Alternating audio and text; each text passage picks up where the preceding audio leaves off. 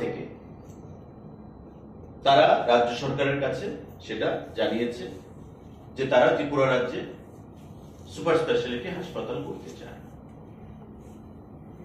আজকে হচ্ছে 2024, 2023 ডিসেম্বর থেকে তারা সেটা চেষ্টা করছে বা প্রস্তাব জানিয়েছে রাজ্য সরকারকে যে তারা ত্রিপুরা রাজ্যে সুপার স্পেশালিটি হাসপাতাল করতে চায়।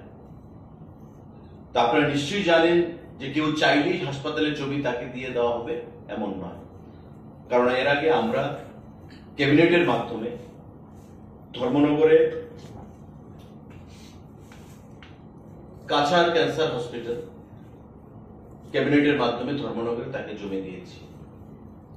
কাছাড় ক্যান্সার হাসপাতাল সেখানে ধর্মনগরে সেখানে হবে আমাদের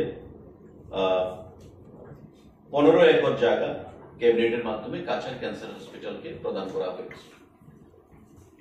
তারও আগে আমাদের পার্শ্ববর্তী প্রাইভেট হাসপাতাল রয়েছে আইএলএস হসপিটাল। আইএলএস হাসপাতালকে পূর্বতন সরকার আমাদের পার্শ্ববর্তী এলাকায় জায়গা প্রদান করেছে, কারণ স্বাস্থ্য শিক্ষা এটা হচ্ছে আমাদের টপ প্রায়োরিটি, এবং সেটাকে প্রায়োরিটি দিতে গিয়ে ত্রিপুরা রাজ্যে হাসপাতাল আসবে, সুপার স্পেশালিটি হাসপাতাল আসবে, বড় বড় কলেজ আসবে, স্কুল আসবে, এই জিনিসগুলো রাজ্য সরকার বরাবর প্রায়োরিটি দিয়ে থাকে, এবং তার জন্য রাজ্য সরকারও বিভিন্ন সময় ক্যাবিনেটের মাধ্যমে সেই সিদ্ধান্তগুলো গ্রহণ করেছে। কিন্তু সুদীপ বাবু যেটা বললেন যে সৃজা হাসপাতালকে রাজ্য সরকার জমি দিয়ে দিচ্ছে, ক্যাবিনেটের অ্যাপ্রুভাল নেয়নি, আমার মনে হয় উনি একটু তাড়াতাড়ি করে ফেলেছেন। যারাই উনাকে তথ্য দিয়েছে তারা সঠিক তথ্য উনাকে দিতে পারেনি। আমি যেটা বলেছি যে গত ডিসেম্বর মাস থেকে একটা প্রয়াস চলছে। সৃজা ওয়েস্ট ডিস্ট্রিক্টের ডিএম কে প্রথম চিঠি লিখেছেন যে আমাকে আপনি জমি দিন, আমি ত্রিপুরা রাজ্যে হাসপাতাল সুপার স্পেশালিটি হাসপাতাল করতে আমরা ইচ্ছুক, এবং আগামী কয়েক বছরে প্রায় 900 কোটি টাকার ইনভেস্টমেন্ট তারা ত্রিপুরা রাজ্যে করবে। প্রাথমিকভাবে সেটা আলোচনা হয়েছে। তো স্বাভাবিকভাবে 900 কোটি টাকার যারা ইনভেস্টমেন্ট করবে তাদের জমি দিতে হবে, এবং আমাদের জমি দেওয়ার সেখানে পলিসিও রয়েছে। সেই মোতাবেক তারা ডিস্ট্রিক্ট ম্যাজিস্ট্রেটের কালেক্টর ওয়েস্ট ডিস্ট্রিক্টকে তারা চিঠি প্রদান করেছে যে আমাদেরকে আপনারা জমি দিন। মাঝখানে এই চিঠি পাওয়ার পর অনেক জায়গায় খোঁজাখুঁজি হয়েছে, কিন্তু সুইটেবল ল্যান্ড পাওয়া যায়নি, এবং পরবর্তী সময়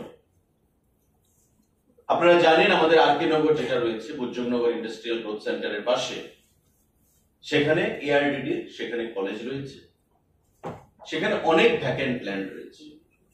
সেই ভ্যাকেন্ট ল্যান্ড থেকে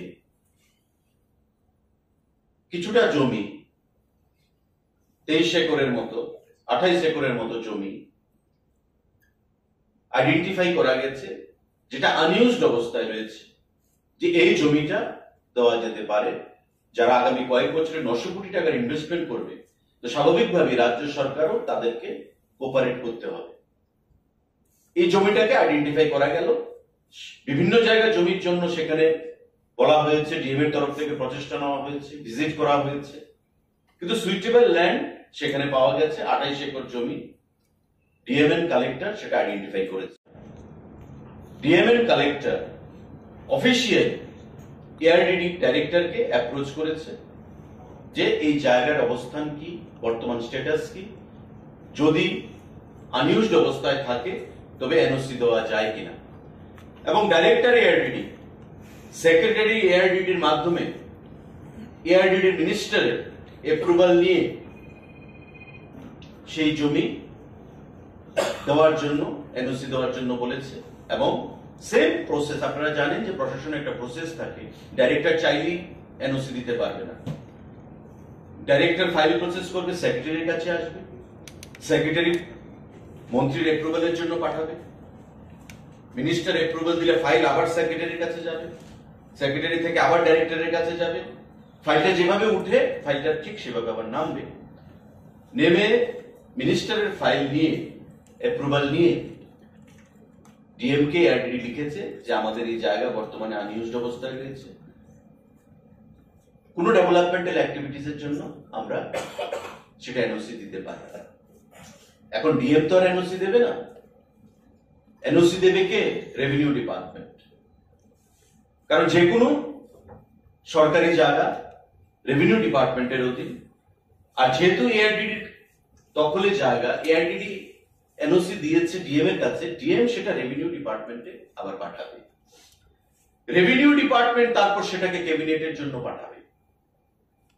যেমন প্রপোজাল এসছে, ডাইরেক্টর এআরডিডি থেকে এনওসি এসছে, ডিএম থেকে ক্লিয়ারেন্স এসছে, রেভিনিউ থেকে যখন ক্যাবিনেট ক্লিয়ারেন্স যাবে তারপর সেটা ক্যাবিনেটে যাবে, ক্যাবিনেটের মুখ্যমন্ত্রী মুখ্য সচিবের অ্যাপ্রুভালের পর কাউন্সিল অফ মিনিস্টার্সের অ্যাপ্রুভাল নিয়ে তারপর ওই অর্গানাইজেশনকে জমি হস্তান্তর করা হবে। এই হচ্ছে প্রসিজার। কিন্তু সুদীপ বাবুর কাছে যারাই খবরটা দিয়েছে তারা হয়তো প্রসিজারটা জানে না। এনওসির অর্থ এই নয় যে জায়গা আমি দিয়ে দিয়েছি। এআরডিডি এনওসি দিয়েছে ডিএম এর কাছে, ডিএম সেটা রেভিনিউতে পাঠাবে ভ্যালুয়েশনের পর, জায়গার দর কত রয়েছে, রেভিনিউ ডিপার্টমেন্ট তারপর ক্যাবিনেটের কাছে পাঠাবে, not ARDD, not the DM. Sudip বাবু এই জায়গাটাতেই ভুল করে ফেলেছে। কারণ এনওসির অর্থ এটা নয় যে ওই সংস্থাকে জায়গা দিয়ে দেওয়া হয়েছে। এআরডিডি এনওসি দিয়ে বলছে নো অবজেকশন সার্টিফিকেট, যে তোমরা সেটা ইউজ করতে পারো রাজ্যের উন্নয়নের ক্ষেত্রে। এবার ডিএম প্রপোজাল পাঠাবে রেভিনিউকে, রেভিনিউ সেটা ক্যাবিনেটে পাঠানোর বন্দোবস্ত করবে। সময় তো পড়ে রয়েছে,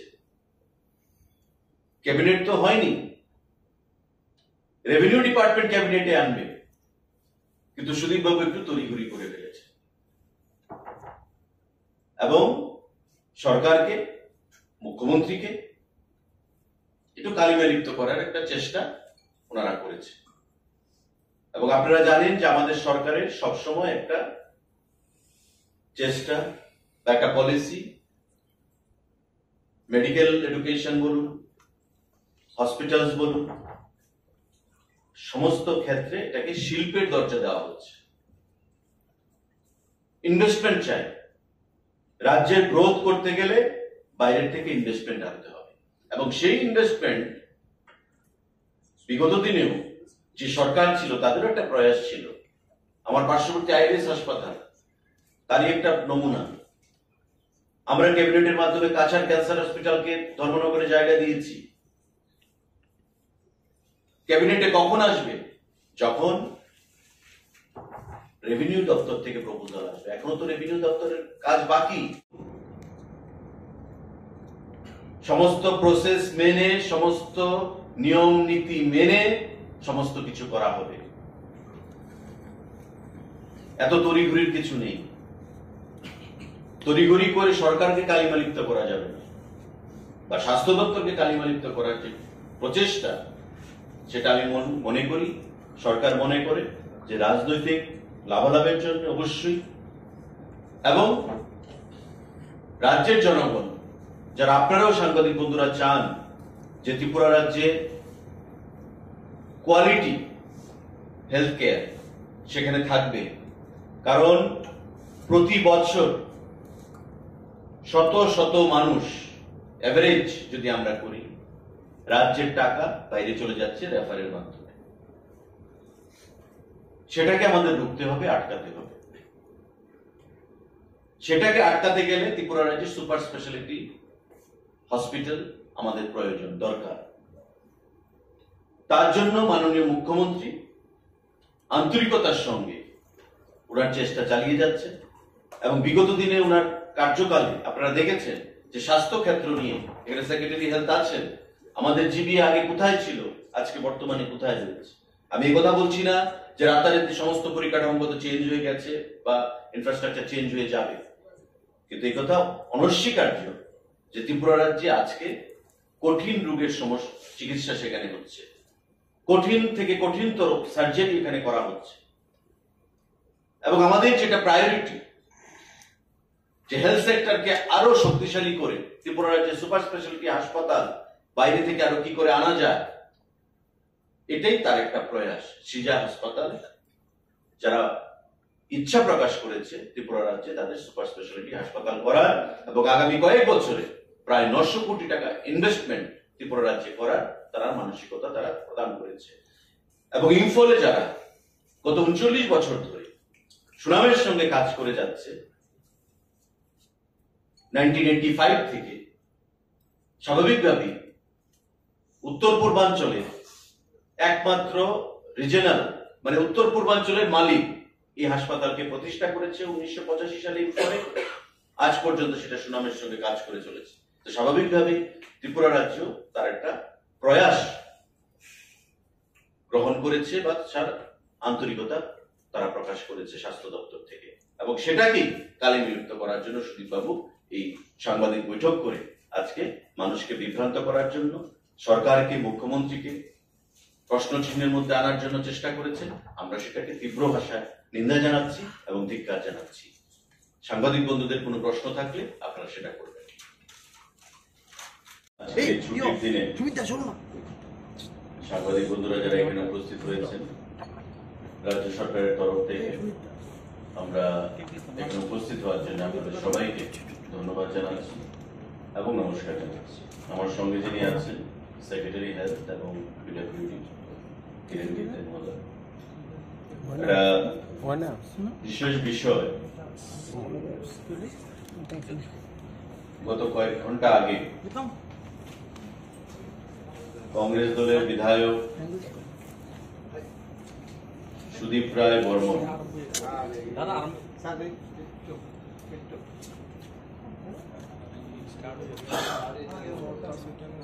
প্রেস মিটের মাধ্যমে রাজ্যের জনগণকে একটা বিভ্রান্তিমূলক বক্তব্য রেখে রাজ্য সরকার এবং মুখ্যমন্ত্রীকে কালিমালিপ্ত করার একটা প্রয়াস গ্রহণ করেছে। ওনার যা বক্তব্য ছিল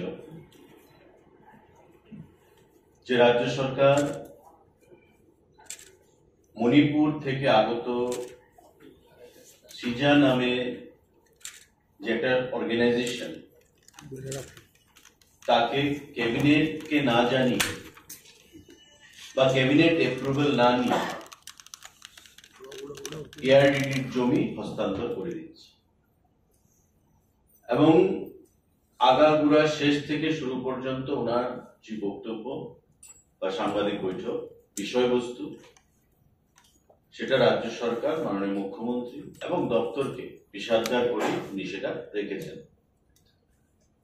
আজকে সেই বিষয়ে আমাদের কাছে এখানে দস্তাবেজ রয়েছে, তথ্য রয়েছে। আমার বক্তব্য রাখার পর বা আলোচনা করার পর আপনাদের কোনো টেকনিক্যাল কোনো ব্যাপার যদি থাকে, সেক্রেটারি হেলথ রয়েছে, আপনারা জিজ্ঞাসা করবেন বা উনিও আলোচনায় পরবর্তী সময় অংশগ্রহণ করবেন।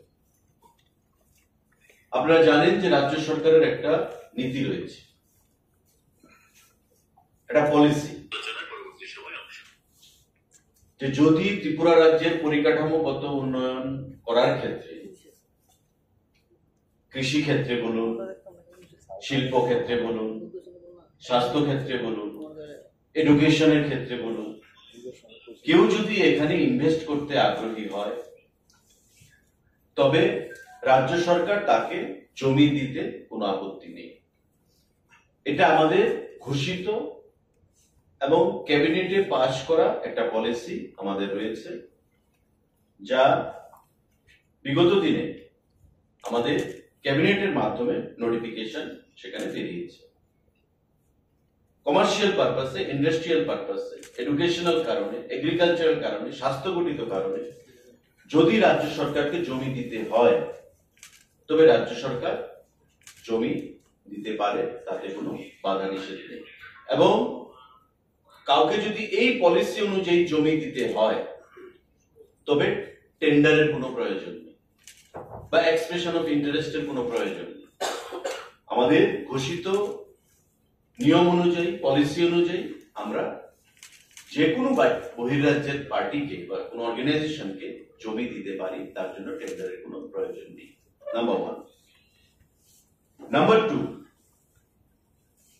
যার কথা উনি বলেছেন, সিজা হসপিটালস, এটা হচ্ছে মণিপুরের রাজধানী ইম্ফলে তার বর্তমান পরিকাঠামো রয়েছে। সিজা hospitals and research institute private limited হচ্ছে তার নাম। তার ব্যাকগ্রাউন্ড কি, তার পরিকাঠামো বা ইনফ্রাস্ট্রাকচার কি আছে সেখানে? 1985 সাল থেকে সেখানে এই সংগঠন রয়েছে এবং বর্তমানে 350 বেডেড সুপার স্পেশালিটি হসপিটাল সে চালাচ্ছে মণিপুরের রাজধানী ইম্ফলে। পাশাপাশি এই অর্গানাইজেশনে 37 স্পেশালিটিস এন্ড সুপার স্পেশালিটিস পরিষেবা তারা প্রদান করছে এই মণিপুরের রাজধানী ইম্ফলে, এবং এটা নর্থ ইস্টের সর্বপ্রথম যে নর্থ ইস্টের কোনো ব্যক্তি সুপার স্পেশালিটি হসপিটাল করেছে 1985-এ। আজকে আপনারা ভাবুন, আজকে আমরা 2024-এ রয়েছি, মানে প্রায় 39 বছর ধরে এই সুপার স্পেশালিটি হসপিটাল মণিপুরের রাজধানী ইম্ফলে চলছে। হসপিটাল আসুক কোনো বাধা তাদের নেই, কিন্তু সরকার যে নিয়ম কানুন মানছে না সেটা নিয়ে সবচেয়ে বড় প্রশ্ন কেন ওনার। এবং আরো বলছে যে সরকারের যে নিয়ম কানুনগুলো আছে এর মধ্যে কোনোটাই সঠিক হচ্ছে না, সবকিছু অন্ধকার রেখে মন্ত্রীকে বা মুখ্যমন্ত্রীকে অন্ধকার রেখে এটা করা হচ্ছে, এরকমটা কিছু বললাম। আমি তো বললাম এআরডিডি ডাইরেক্টর ইচ্ছা করলে এনওসি দিতে পারবে না। He has got no right. He has to send the proposal to the Honorable Minister for his approval through Secretary ERDD. And the process was followed by the department, Director ERDD. File নিচে থেকে উপর দিকে যেমন যায়, উপর থেকে নিচের দিকে আসে। এটা সুদীপ বাবু জানেন, উনিও মন্ত্রী ছিলেন স্বাস্থ্য দপ্তরে বছরখানেক, উনি সেটা জানেন। এআরডিডি দপ্তর বলেছে যে আমার জায়গা এটা বর্তমানে আনইউজড অবস্থায় আছে। ডিএম কে লিখে বলেছেন আমরা এনওসি দিতে প্রস্তুত। এবার ডিএম রেভিনিউ ডিপার্টমেন্টকে লিখে যে এই জায়গাটা এমন এআরডিডি এনওসি দিয়েছে, এখন আপনারা নেক্সট কোর্স অফ অ্যাকশন কি হবে? রেভিনিউ তারপর ক্যাবিনেটে পাঠাবে, ডিএম ক্যাবিনেটে পাঠাবে না বা এআরডিডি ক্যাবিনেটে পাঠাবে না। Proposal has to be initiated by the revenue department. এবং রেভিনিউ ডিপার্টমেন্ট কি করবে এটা সুদীপ বাবু তো আর জানেন না, মাত্র প্রসেস শুরু হয়েছে। এনওসি কবে গেছে সুদীপ বাবুকে যারা ফোন করে বলেছে নিশ্চয়ই ওনারা বলেছেন, কিন্তু তারা একটু তাড়াহুড়া করে ফেলেছে, প্রসেসটা হয়তো ওনারা জানেন না। NOC does not mean permission দিয়ে দেওয়া ওই সংস্থাকে বিল্ডিং করার জন্য। নো অবজেকশন সার্টিফিকেট গভর্নমেন্টের যখন জমি থেকে দেওয়া হয়, ক্যাবিনেটে যখন আসবে, সাংবাদিক বন্ধুরা আপনারা হয়তো অনেকেই জানবেন যে রেভিনিউ ডিপার্টমেন্ট থেকে সেই প্রপোজালটা আসতে হবে। মাত্র ডিএম এর কাছে গেছে ডাইরেক্টর এআরডিডি থেকে, ডিএম এখন রেভিনিউ কে লিখবে, রেভিনিউ চিফ সেক্রেটারি চিফ মিনিস্টারের অ্যাপ্রুভাল নিয়ে প্লেস করবে ক্যাবিনেটের কাছে। এখন ক্যাবিনেট সিদ্ধান্ত নেবে যে কি করতে হবে। This is the procedure. এবং আইন কানুন না মেনে কোনো কাজ হয়েছে বলুন না উনি। এবং আমি তো আজকে সাংবাদিক সম্মেলন করে সরকারের পক্ষ থেকে আমি বলছি যে এই প্রসেস হয়েছে এবং everything is crystal clear. We have got valid documents with us, we have got valid documents, everything is transparent and crystal clear. তারপরে সেক্রেটারি হেলথ আছেন, উনি বলবেন। But sir, still now no land has been allocated. Nothing. Nothing. See, this